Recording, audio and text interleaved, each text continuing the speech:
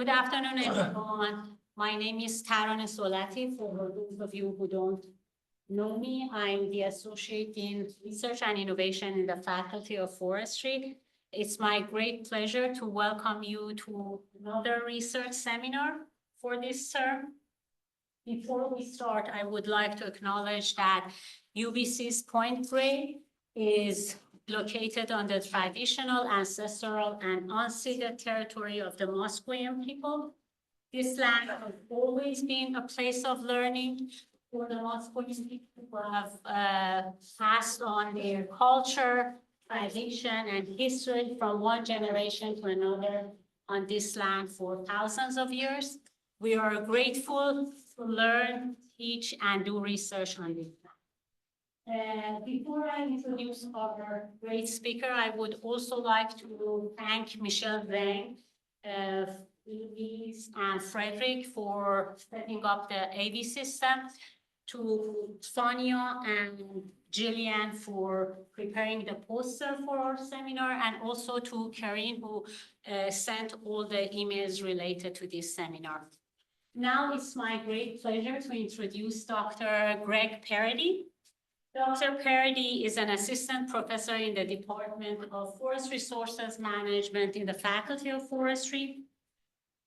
His research spans a wide range of forest management problems, with a common focus being the application of operations research methods to formulate and solve mathematical programming representations of complex decision problems. He uses a systems approach to modeling interactions between ecosystems, industrial supply chains, governments, and society. He obtained his PhD in forest science at University Laval, where he also spent 1 year as a postdoc fellow. Before his appointment as an assistant professor here, he also worked 4 years as a postdoc fellow and research fellow. He is a professional forester and professional engineer and has more than 20 years of experience working with the forest industry in Canada and beyond. Okay, excellent. So please welcome me please join me to welcoming Greg.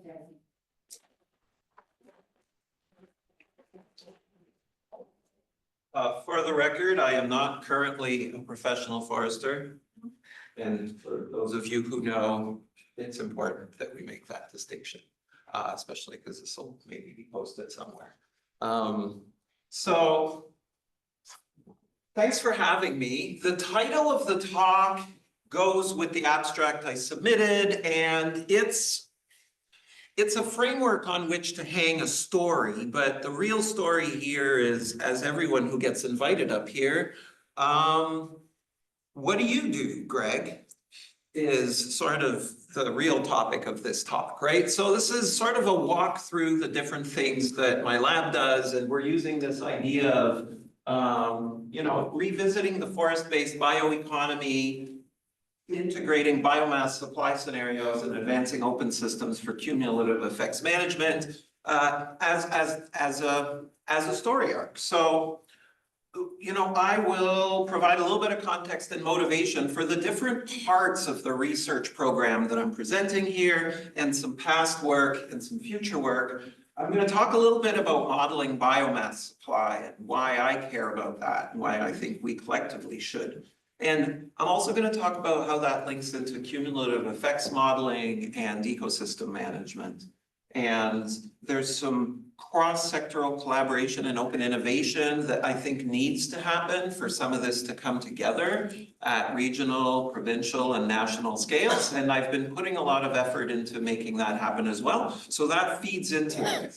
And at the end, I'm going to talk a little bit about some infrastructure and technological advancements that we've been working on that facilitate all of this happening, and then we'll talk about some takeaways, and there'll be some time at the end for questions. So what is the motivation for this?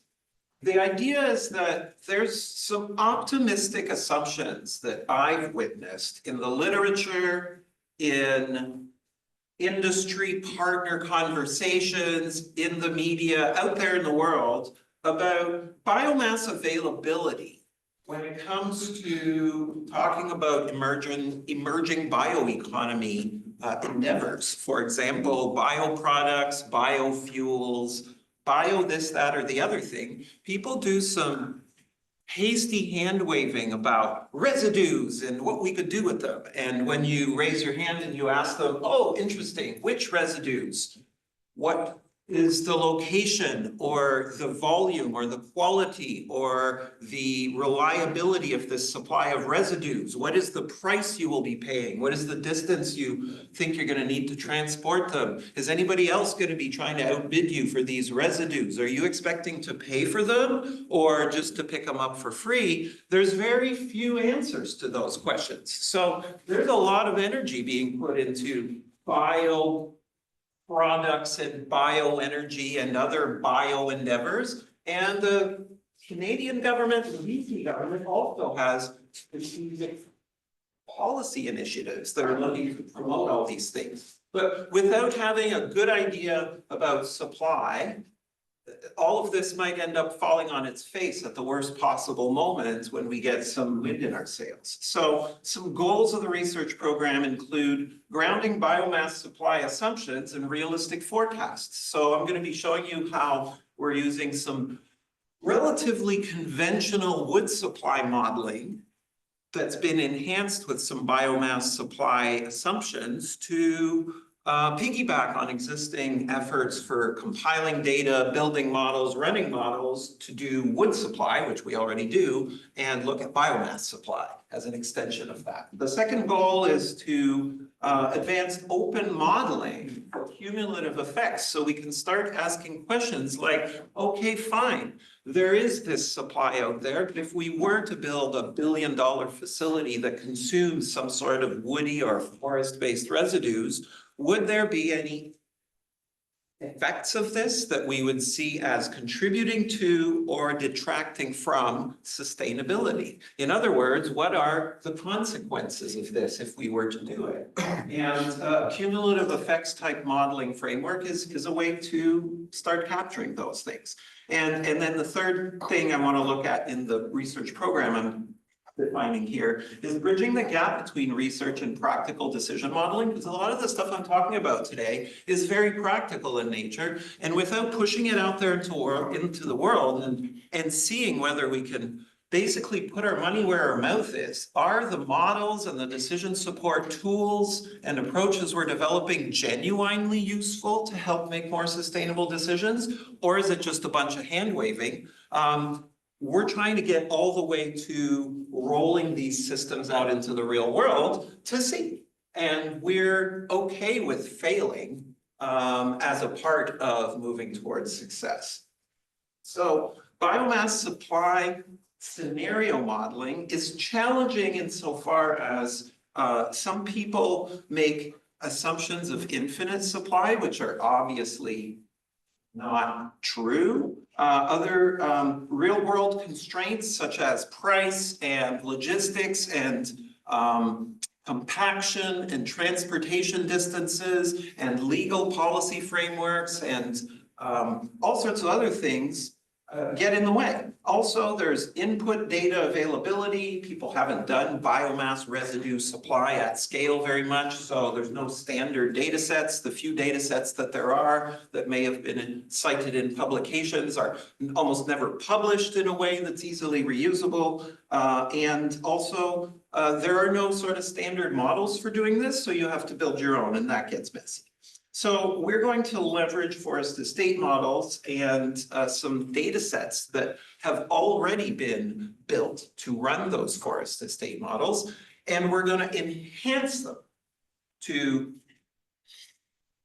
create new indicators for biomass supply volume, quality, and price over time at scale, and we're going to run various scenarios to see if we do our business as usual behavior, either regionally or provincially or nationally. What does that look like? And what are some alternative scenarios that we might consider where, for example, we're prioritizing minimizing carbon emissions, or we're trying to maximize the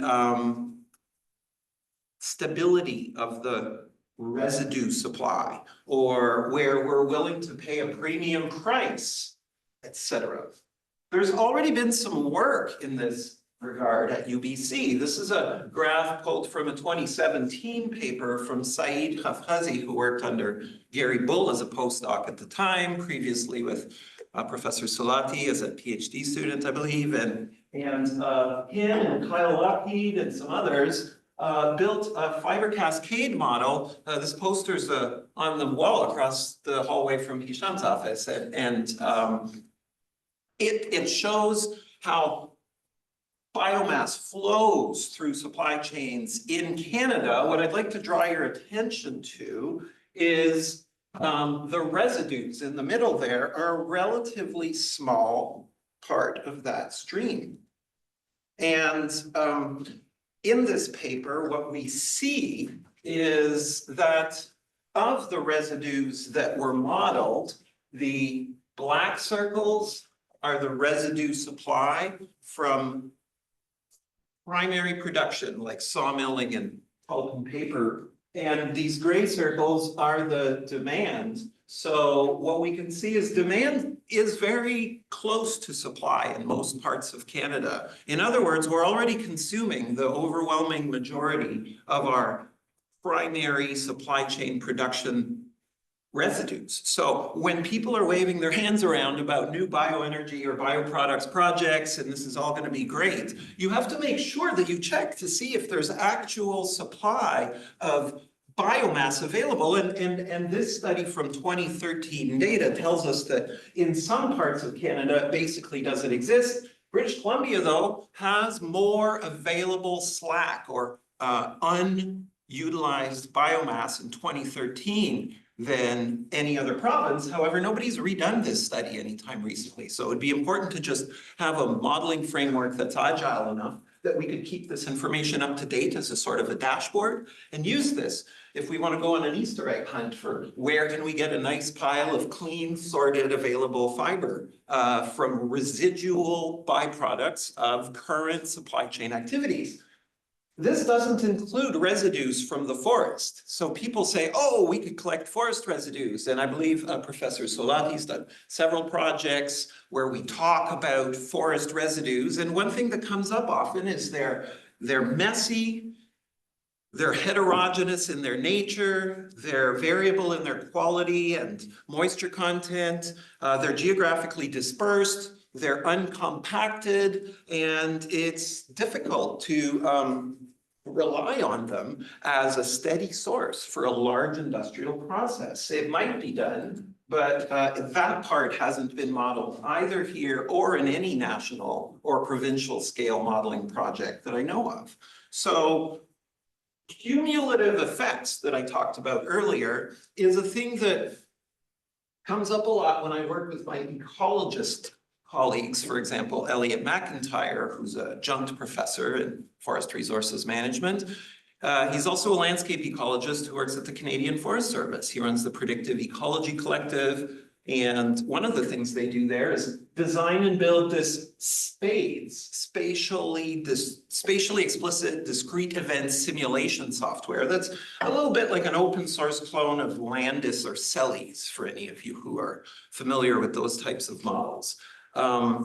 They're basically raster or pixel-based simulation models that simulate spatially landscape processes rolling out across the landscape.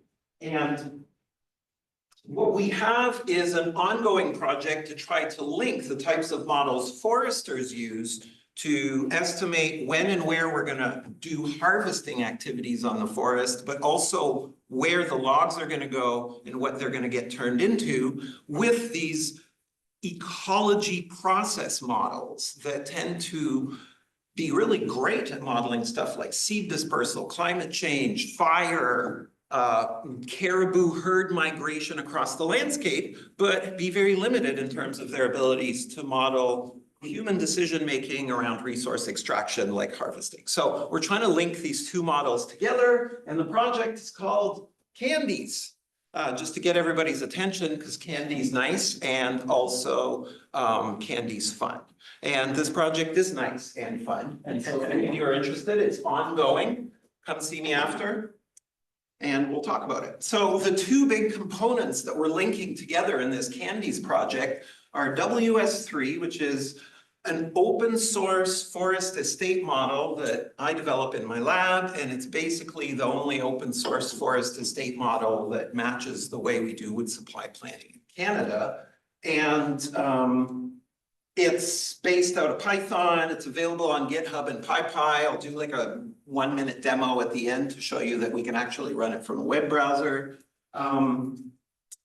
It's basic Model 1 optimization problem. So for anybody who's done any forest estate modeling, there's nothing super special or super fancy about WS3. It's the most basic forest estate model you can have, but this has been a stable, reliable way to model wood supply aspatially going back to 1969, I think, when this model formulation was first published. So that's what we're using. And basically, for those of you who aren't familiar with forest estate modeling, input data for forest estate models includes geographic data layers that represent inventory, assumptions about growth and yield in the form of yield curves, usually output from growth and yield models like TAS or TIPSY for second growth stands in British Columbia, VDYP for first growth stands. People like Bianca Eskelsen use other models like FVS for modeling different types of things. But these stand level growth models produce growth and yield curves that we use. We mash those up with forest inventory data. We add some assumptions about actions or treatments or things that we can do in the forest and what types of transitions or impacts those treatments have. And we layer on finally some economic assumptions about how much things cost, how much the revenues are, and what the consequences are, generally speaking, of applying actions. In the middle, we solve that model that I showed on the previous slide, and we produce a schedule of harvesting activities. So we decide with these models when and where we're likely to do what things. So a schedule of activities over time, where the time scale is often 100, 200, 300 years, basically 2 rotations. So in British Columbia, where a rotation in the interior might be, say, 100 years, you'd want to do at least a 200-year planning horizon. Now, if we were in Brazil, in a eucalyptus plantation that has a 7-year rotation, they literally do 15-year horizon models, but it's still 2 rotations, right? So things that are output are projections of harvesting activity and the consequences of those harvesting activities over time. So for example, you can get different scenarios where you're looking at harvest area up on the left there, and in the middle we have harvest volume, and then over here we have growing stock, which is how foresters describe the residual merchantable volume that has not been harvested yet in the forest. And all of this is happening over time. So 10-year time steps, 100 years worth of harvesting on the screen here. There's nothing specific about these scenarios I want to show you. It's just to give you a sort of a visual idea of we model harvest volume, harvest area, growing stock, and hundreds of other indicators as a function of time across entire landscapes for hundreds of years. And we can connect those with forest ecosystem process models, including SPADES, which is that open source model that, again, is very similar structurally to the way CELI's or Landis works, except it's open source, freely available. And the community of people who use it feel strongly about open innovation, as do I. So we try to make sure all of the data sets and modules and methods for all of our models in SPADES are also open and freely available. Now, SPADES is written in R, and it's managed by some people at the Canadian Forest Service. So there's a little bit of effort required to bridge that gap between our institutions, but also between our programming languages. And that's what we're trying to do with this Candies project, is bridge those gaps. This is a figure that was published in a Branch Lines article that appeared, I think, maybe in 2023, talking about some of the stuff I do in my lab, where what we see is that in a spades environment where you're trying to do cumulative effects modeling, you're mashing up a whole bunch of stuff that happens in the real world together in a single simulation, and it gets messy. So cumulative effects modeling is hard, if only because of the large scale, the long timelines, the relatively high resolution of time and spatial data, the multiple data layers you have to track, and the chaos of interactions between all the various bits. So I'm just going to do some hand waving at some of the bits that were included in one prototype study that we were working on a few years ago. We have, historical fires, human disturbance, history. We have climate layers, species biomass, various wildlife habitat and presence absence data sets. We have future climate assumptions. We also have modules for invasive species, tracking carbon, growing under various climate change scenarios, timber supply, other things like oil and gas development, if we're modeling in Alberta, for example, etc. And we're modeling fires, insects, harvesting, all kinds of things interacting with each other. And a lot of those processes are random or stochastic.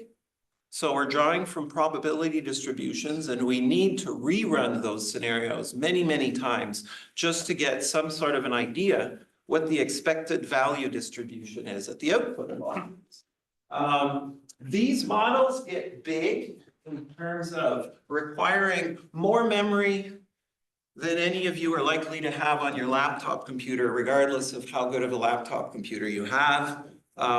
These models tend to, like I said, need to be run hundreds, thousands, or tens of thousands of times to get the answer. And running it once takes more than a trivial amount of time. It could take 1 minute, 10 minutes, or an hour, or 2 hours to run it once. So if you need to run that 10,000 times, it starts to be a big burden. So we move all these things to the cloud using what used to be called Compute Canada, now the Digital Research Alliance of Canada Resources, which is some high performance computing capacity provided for Canadian researchers by an alliance of Canadian institutions and governmental organizations. This is just sort of a screenshot that we run this basically in our studio.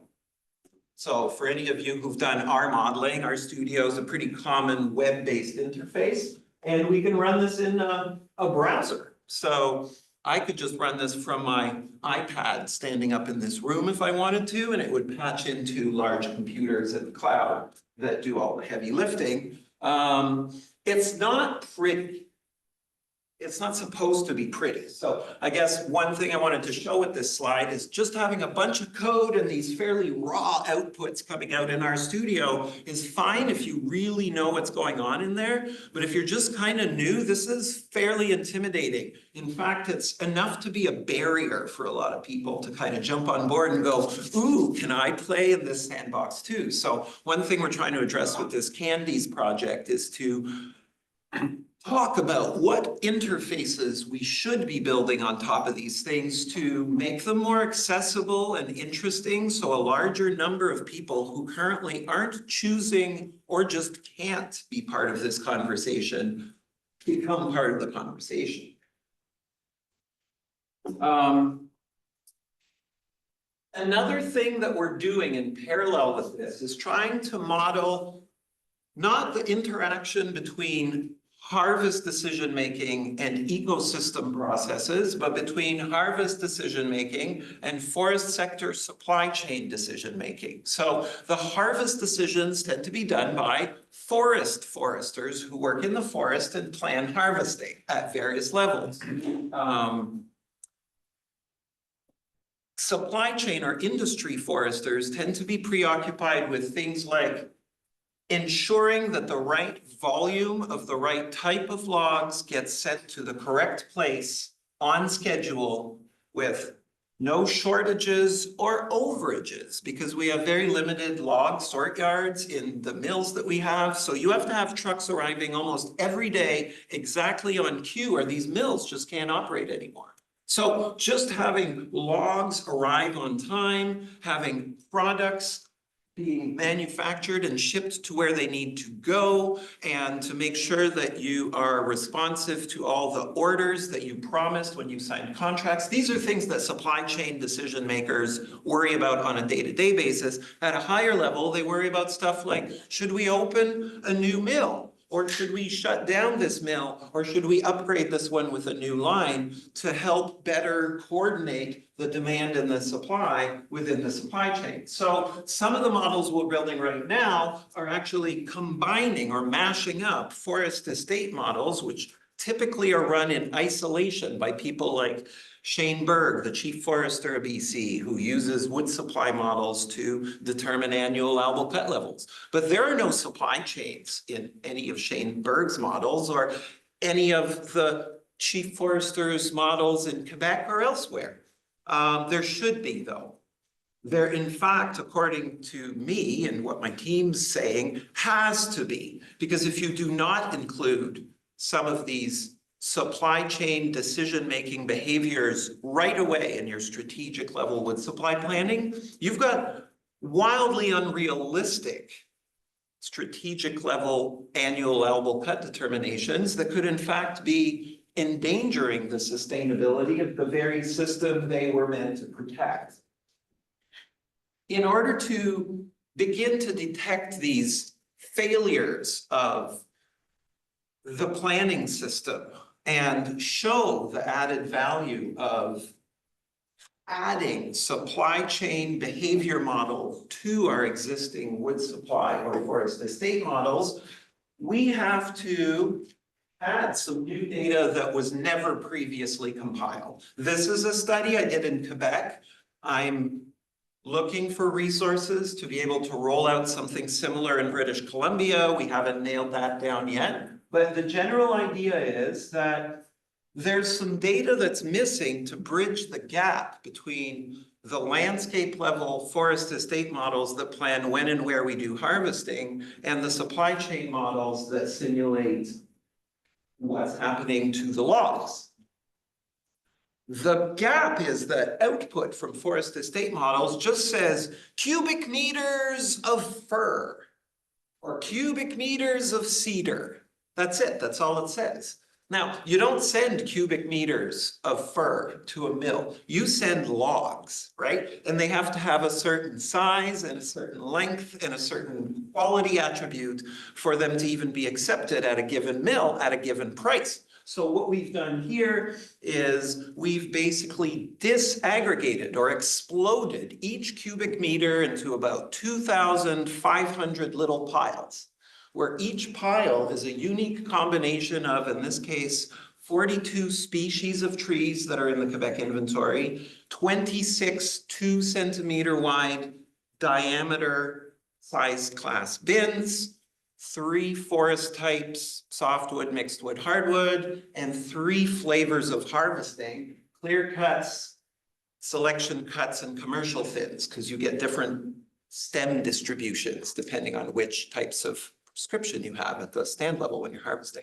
So when you multiply all those things together, you get a big number that's about 2,500 little piles. To each one of those piles, we assign costs and revenues, and then we add it all back up together at the end, because I don't want to track 2,500 little piles in the model. We just explode it into the little piles so that we can assign cost and revenue values, because I can't tell you how much it's going to cost to get this little handful of sawdust all the way to the mill without knowing what happened before. But also I can't tell you who's going to pay for that little handful of sawdust unless I know it's a little handful of sawdust. So we've done this before. We also built a linear programming optimization flow model that approximates the behavior of profit maximizing or cost minimizing supply chains of forest sector mills. We're not doing this because we're intending to help forest sector mills maximize their profits. We're building the model this way to simulate their behavior as profit maximizing agents. We're just trying to guess which way the frog would jump. And when you put it all together, you can get some interesting results. For example, on this graph, the black line is total harvested volume. The beginning over here on the left is if you harvest 0% of the annual allowable cut in our study area. The other side of the graph is if you harvested 100% of the annual allowable cut, and we assume that the profit maximizing agent in the supply chain always grabs the next most profitable cubic meter from the pile at every step. So what happens at first is you lose a little bit of money, don't worry about it, but then starting about here, you get a positive profit, but then it goes down, and if you harvested 100% of the annual allowable cut, you'd start losing money. So the way for the forest sector supply chain to maximize its profit is to harvest about half of the annual allowable cut. And this actually more or less matches the behavior of the industrial agents in the study region. So this could work. The reason that all this is negative is that little dotted line there, which is actually a large volume of softwood logs that go to sawmills where the stumpage price is high enough that you always lose money on them. That's it, that's all it is. The stumpage price was about $26. This is Quebec low stumpage.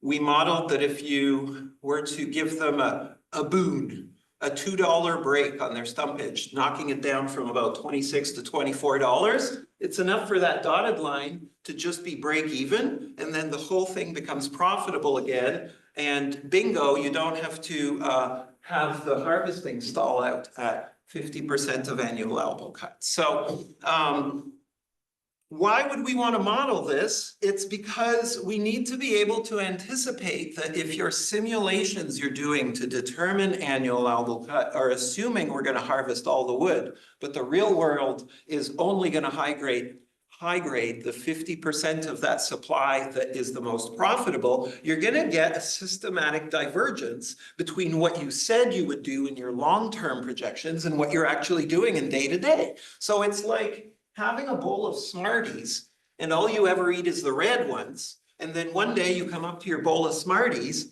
and you say, there are no Smarties. And someone says, there's lots of Smarties, dude. And then you're like, yeah, but I only eat the red ones, right?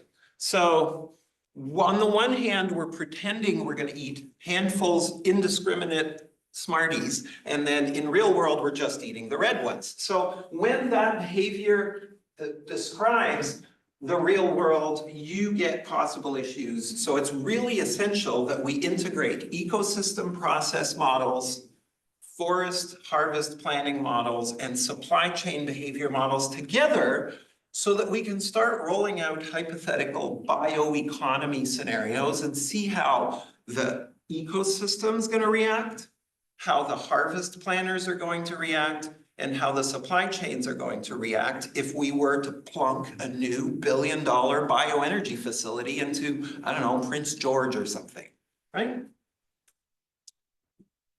So we did a big case study a few years ago, about 50 million hectares in northeastern corner of British Columbia, up there, 5 timber supply areas, 8, 16, 24, 40, and 41. We automated the process of munching up and compiling the squillions of lines of vegetation resource inventory data into aggregated stand types, doing statistical analysis on them to try and find their site index distributions so that we could slice these into low, medium, and high site index categories.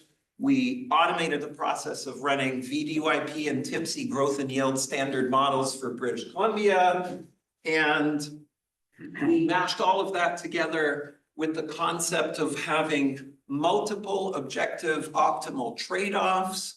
And we ran a case study on these 5 timber supply areas, and we're able to produce yield curves, not yield curves, but trade-off curves, like we have on the right here, showing the convex trade-off between birds abundance and timber harvesting. Showing that, for example, you can see at the top, there's a little flat bit. You could get a lot more birds and pay almost nothing in terms of lost harvest volume. But as you start to ask for more birds, harvest volume drops relatively quickly.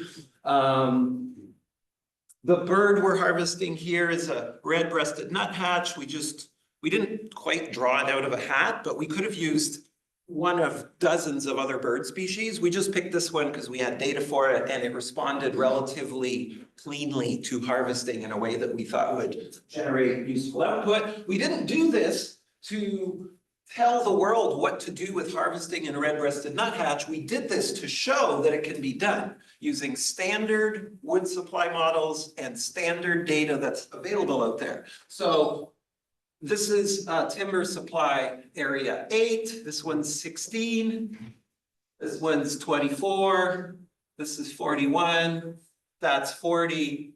I guess my point is, you know, you get a different result every time you run this on a different timber supply area. So you can't just run it once, get a conclusion, put it into a pamphlet and hand it out to everybody.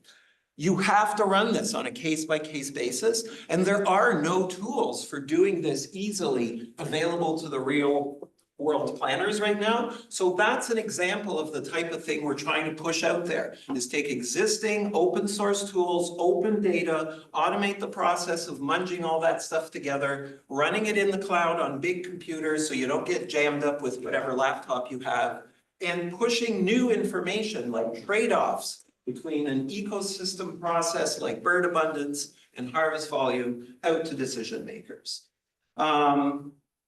So we've done some other things with that same case study. We estimated carbon carrying capacity of that same landscape using spades and WS3.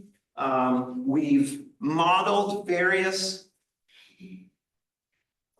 treatments, like for example, fertilization or varying our harvest intensity on the landscape. And we've connected carbon budget model, which is our standard CBM model for estimating carbon flows through forest ecosystems, which we've extended to include forest products and forest products displacement effects. And we've been able to model some interesting things, like for example, if you ask the question, is harvesting less good for climate change or bad for climate change mitigation? The answer is simultaneously, it's bad and it's good for climate change, depending on what you think is going to happen to the logs after you harvest them. Similarly, for fertilization either expedites climate change getting worse or expedites climate change mitigation getting better, depending on what you do with the logs after you harvest them. So basically, we've been able to model with this sort of framework I'm describing that it's impossible to just isolate the forest management and describe it as good or bad for climate change. It depends on what you do with the logs after you harvest them, which brings me back to my earlier points about the necessity of linking forest supply chain industrial behavior models with our forest level planning and ecosystem process models. It's basically impossible to arrive at reliable answers to these big questions we have about what are the most sustainable paths forward for a Canadian bioeconomy without doing so. So that's where I'm going to stop for now, and I'd be glad to take your questions.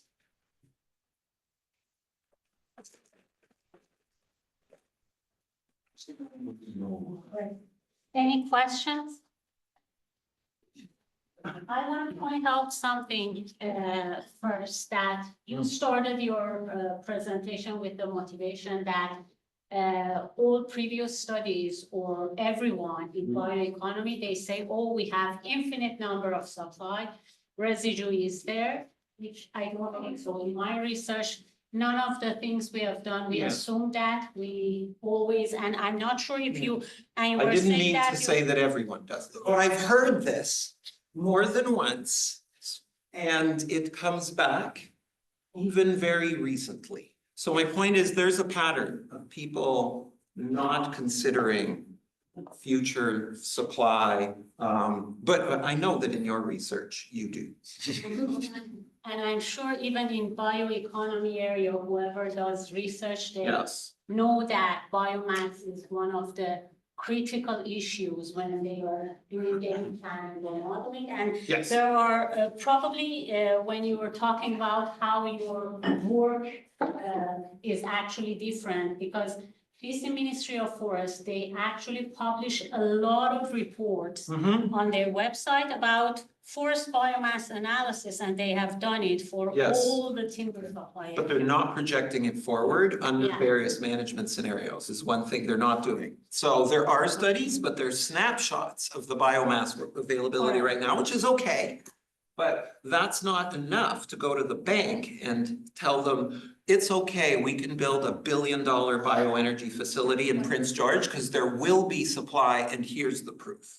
But FP Innovation does, and they have all the projections in the future in their data. I've not been able to get anything out of FP Innovations, but I'm sure they have lots of cool stuff. Yeah, great. Thanks for your presentation, Greg. I'm going to ask you a question related to your last slide. I can unblank the screen if you'd like. So, well, you did mention when you introduced this last study that we cannot assume that forest management is good or bad for climate change just by looking at the forest management. We need to consider what happens with the logs afterwards. Can you run us through a scenario where it is good for climate change and what needs to happen afterwards with the logs in that case? It almost feels like this is an infomercial and I planted you in the crowd, but on the next slide here, which I didn't show. I didn't rehearse this with him. I love it. I love it when that happens. That means we're on the right track. This is from my grad student, Walter Yan, who recently modeled about 5,000 different optimization scenarios where we were minimizing carbon emissions across the entire system from planting a seedling to end of life of forest products and everything in between. And there are only two solutions to this optimization problem. Either cease all harvesting immediately, walk away, never come back, or grow the forest as fast as you can and harvest your trees at optimal rotation age and push them into the longest lived wood products that you can get. And the answer to your question, what is it that snaps you from the yellow, which is the maximum industrial forestry, basically turn the whole forest into a tree farm, and the bottom, which is walk away, let the forest be a forest, shut down all the mills, no more harvesting at all. There's nothing in between. The parameters we're modeling are half-life of the forest products. How long are they sequestering their carbon? And on this other axis, displacement factor, which is the assumption about whether, for example, this type of engineered beam is replacing what would have been a steel beam or a concrete post or not. Or if it's an energy project, are we displacing fossil fuels with our bioenergy or not? So depending on what you presume will be the future displacement of fossil fuels and steel and concrete and the lifespan of your forest products, there are only two solutions to the optimization problem. Either grow the trees as fast as possible or walk away. They can't both be true in one place at the same time. And it's almost unknowable to be certain what the future lifespan of forest products will be, and it's difficult to make confident statements about future displacement effects as well. So it's difficult for us to know which of these two destinies, if we will, would be the optimal path if we want to use forest as a sponge to mitigate climate change. And if we pick the wrong one, we're gonna aggressively make things worse because we'll be running in the wrong direction. So I don't have a lot of answers for you. I didn't come here pretending I had the solution to climate change, but we've got some new questions and maybe a little bit of new insight. Does that answer your question at all? Ishan. Okay, well, one thing is to respond to Tarna's comment. I think the thing you and I, Greg, have been responding to on the bioeconomy side of things is actually folks coming in from the products development side. Yes. Seeing the forest as sort of I won't say a black box, but a gray box that has some biomass in it. And so they sit in the lab and they produce some amount of material and then assume it gets scaled up and stuff will be available, right? And I think that's what Greg and I have some stuff going on that they sort of tries to address that part of it more than anything else.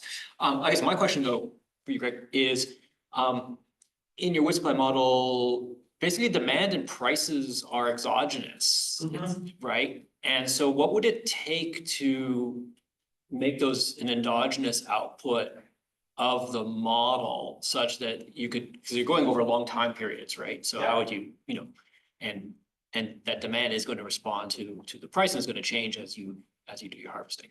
Yeah, that would be a doozy.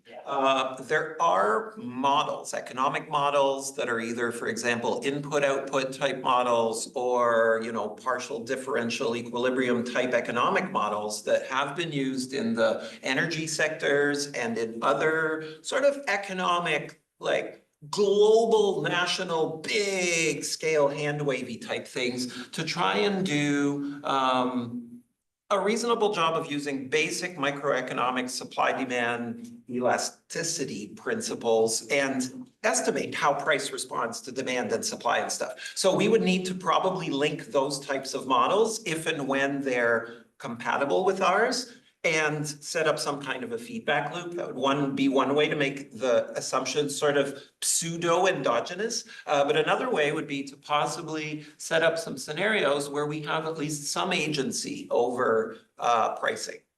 For example, by busting out of a commodity product box and offering products that were unique enough that you would have some agency in setting the price. But I don't have all of the answers to that, and that's a big one. But in almost any study I've seen that's come even close to linking these types of things together, price and cost, well, costs are usually model endogenous, but price is almost always exogenous.